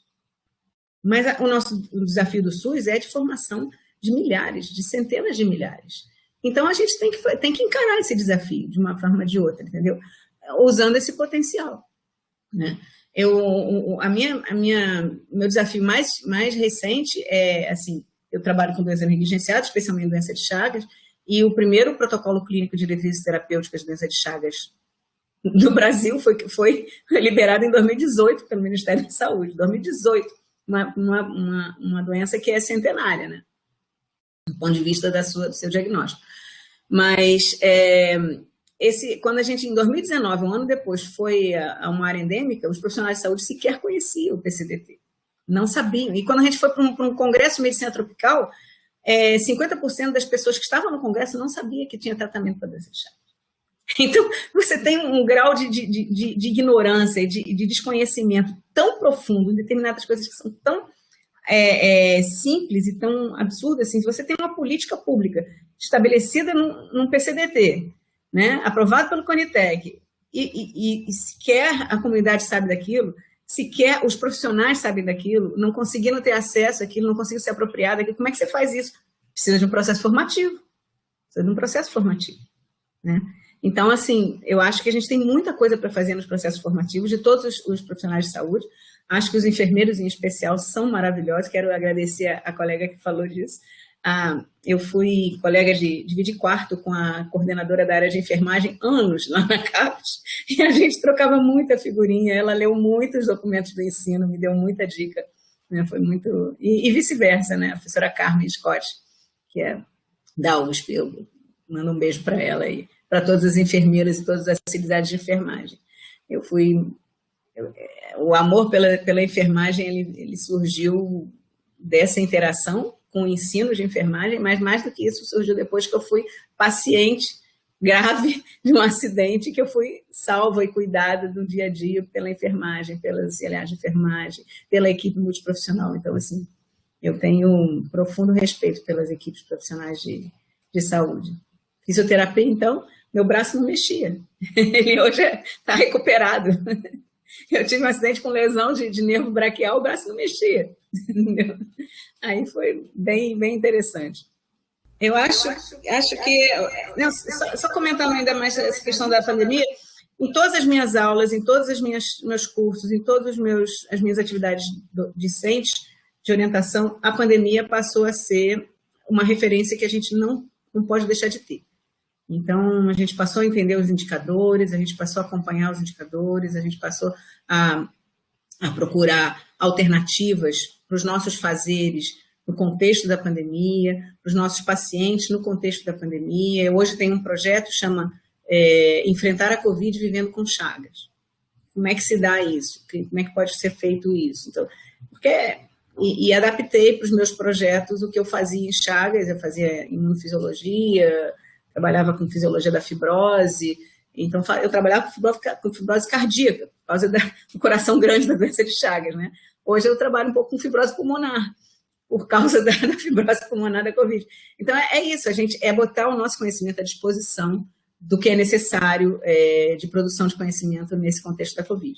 Tanto do ponto de vista do ensino, e da relação com os pacientes, como do ponto de vista da pesquisa, né? Eu acho que a gente tem que pesquisar o impacto da Covid nas nossas comunidades, a gente tem vários projetos que estão lidando com isso, né? Então, a vida toda mudou, nada vai ser como antes, não seremos como antes depois da pandemia. Quer dizer que nós temos vários comentários e questionamentos dos nossos colegas, né? Apreciando a sua fala, trazendo essas dificuldades e os desafios que as disciplinas práticas nos colocam, que a gente ainda tem, né, muitas dificuldades para pensar e organizar, e tem questões que a gente não vai conseguir, né, colocar da prática nesse contexto, né, é inviável, né. Mas tem um depoimento, assim, que é muito interessante para a gente poder partilhar, né, que é a professora colocando que tornei-me professora ao longo da minha trajetória quando percebi que é fundamental o vínculo com os alunos para que a construção do conhecimento seja efetiva, né? Também descobri o quanto é prazeroso aprender com os alunos, orientandos, e o quanto podemos transformar a vida dos nossos estudantes e dos que nos rodeiam a partir da realização da atividade docente. Penso que essas questões são combustível não apenas para mim, mas para muitos discentes. Foi a professora Elisandra Braganhol, né, que compartilhou conosco o pensamento dela, o sentimento, e a gente percebe aqui pelos depoimentos, que são muitos mesmo, a gente não vai ter como ler todos, né, que foi muito inspiradora a sua fala, trouxe um combustível, né, nos aqueceu o coração, nos trouxe ânimo, e para esse olhar, né, sobre a docência, que, como a Cleide disse, era o que a gente esperava, e a gente já queria ter lhe tido conosco há mais tempo, né, professora Tânia, e não tínhamos conseguido ainda, né, já tínhamos tido aí uma tentativa de tê-la conosco para estar partilhando esses conhecimentos e a sua trajetória, que para nós é muito importante. E a gente percebe, né, a importância dessa troca e de poder oportunizar aos nossos docentes essas reflexões, porque nós temos trajetórias diferentes. Eu e a professora Cleide temos uma trajetória diferente, porque a nossa formação inicial ela é na área da educação, e a gente ficou, né, na área da educação. Então, a gente, no contato com os nossos docentes, a gente vê essa riqueza, né, das trajetórias, dos profissionais que se formaram, se formam na área da saúde e que tem essa relação. E fui lembrando de vários outros colegas que fizeram formação inicial, né, como professores lá no magistério, né, no antigo segundo grau, e que se tornaram médicos. O caso da nossa reitora, né, ela tem a sua trajetória assim, ela é professora, fez magistério, depois ela foi fazer medicina. Então, são trajetórias muito ricas, e a gente tem muito a lhe agradecer por esse momento, assim, de coração. Hoje vai o abraço virtual, mas nós esperamos poder ter esse momento, né, posteriormente, para nós termos a senhora pertinho da gente, podermos dar esse abraço, esse agradecimento muito grande por esse momento e por essa partilha toda dessa trajetória e desses conhecimentos riquíssimos. Eu só vou fazer um pequeno acréscimo que eu não falei antes, que era em relação à questão que a professora Tânia nos trouxe vários exemplos de como a gente pode dialogar com a sociedade, né, estabelecer relação com a comunidade. Então, a gente está, nesses 3 dias, além do seminário de formação docente, a gente tem o nosso fórum PPI, que é o fórum onde a gente discute, a gente revisita o nosso projeto pedagógico institucional. E neste ano, um dos temas que permeia essa nossa discussão é a questão da curricularização da extensão. Como é que a gente vai trabalhar para implementar a curricularização da extensão? Então, ontem a gente tinha, né, uma reflexão com a professora Márcia e a professora Mônica, e uma discussão de o que é, afinal de contas, essa curricularização da extensão, e antes até, o que não é curricularização, o que não é extensão, né, o que é extensão, o que não é extensão. Então, penso que a tua caminhada e os teus exemplos aí ao longo, né, da tua trajetória como docente, como educadora, foi nos dando vários exemplos, várias pistas, né, de como é esse processo de dialogar com a sociedade, de levar, né, esse conhecimento produzido na universidade para a comunidade e de trazer esse conhecimento, esse saber popular, esse saber da comunidade para dentro da universidade e fazer esse diálogo, né, entre os saberes. Penso que alguns comentários faziam menção, né, a essa questão, né, da inspiração, e penso que alguns exemplos, né, dessa interação com a comunidade, eles são muito vivos, né, e muito inspiradores, né, na tua trajetória, na tua caminhada. Tá, Tânia? Então, muito obrigada também por isso, né? A gente vai ter hoje de tarde e amanhã ainda seguir nessa discussão, né, do PPI e da formação docente. E, na verdade, são 3 dias, assim, como a Márcia disse, assim, para a gente aguçar ali, né, aquecer um pouco mais a conversa, aquecer as reflexões, porque sempre, a cada ano, início de ano letivo, a gente tem essa parada, né, com os professores para a gente ter esse momento. Então, muito obrigada por estar conosco, e queria, né, lhe agradecer também e dizer se tens, né, mais alguma questão, umas últimas palavras, enfim, para nos dizer. Estamos à disposição e muito obrigada. Bom, eu aqui agradeço o convite, agradeço a provocação que me fez pensar. Como eu te disse, eu nunca tinha refletido nem escrito sobre isso especificamente. Agradeço a parceria, porque com certeza o que vocês fizerem de construção aí no PPI de vocês vai nos ajudar a pensar o nosso também. Eu acho que isso é muito importante. Se for possível receber me enviar depois esses depoimentos, eu sou uma colecionadora de falas, sabe? Eu gosto de colecionar falas. O problema é que, às vezes, as falas não estão acordadas num TCLE e eu não posso depois publicá-las. Mas, de modo geral, as falas são sempre inspiradoras, né?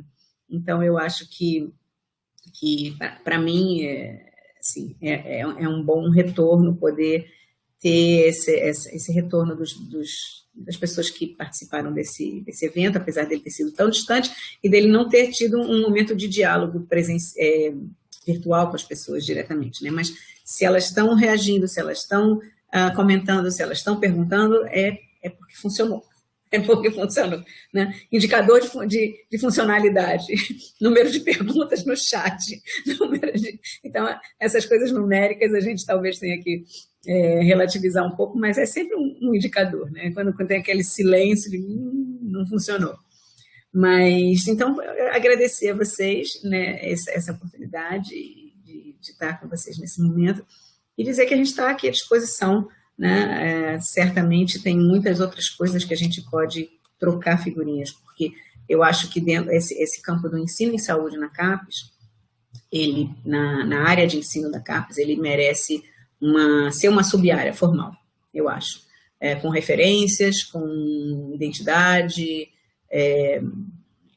enfim, é uma das coisas que eu já defendia lá na área e que terminou não sendo prioritário, porque a gente teve todos os outros desafios que esse não foi prioritário, mas em algum momento vai ser, eu acho, né?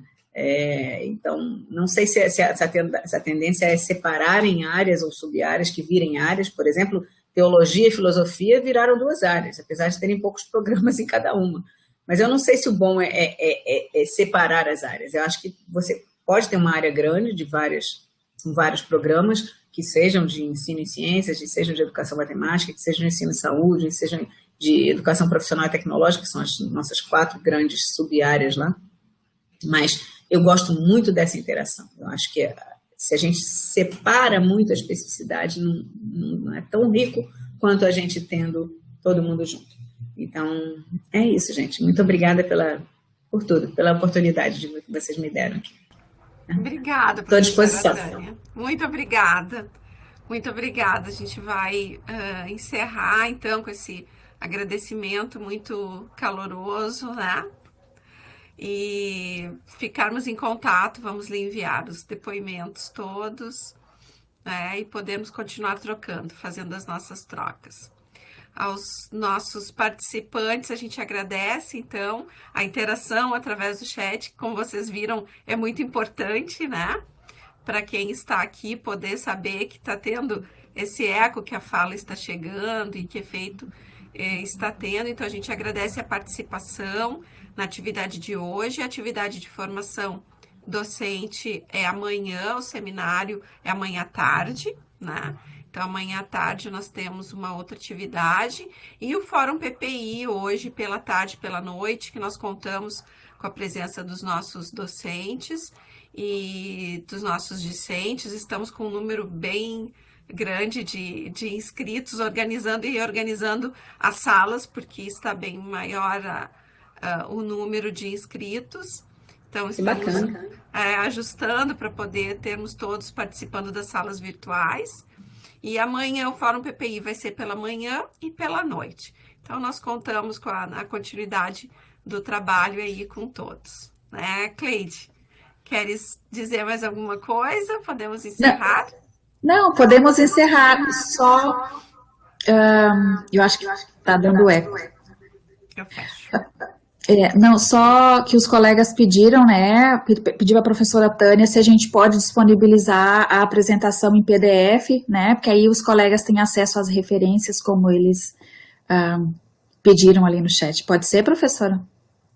Pode sim, sem problema. Tá, muito obrigada. Então parabéns ao trabalho de vocês. Imagina. Muito obrigada, muito obrigada. Um bom almoço para todos e uma boa continuidade dessa quinta-feira. Muito obrigada.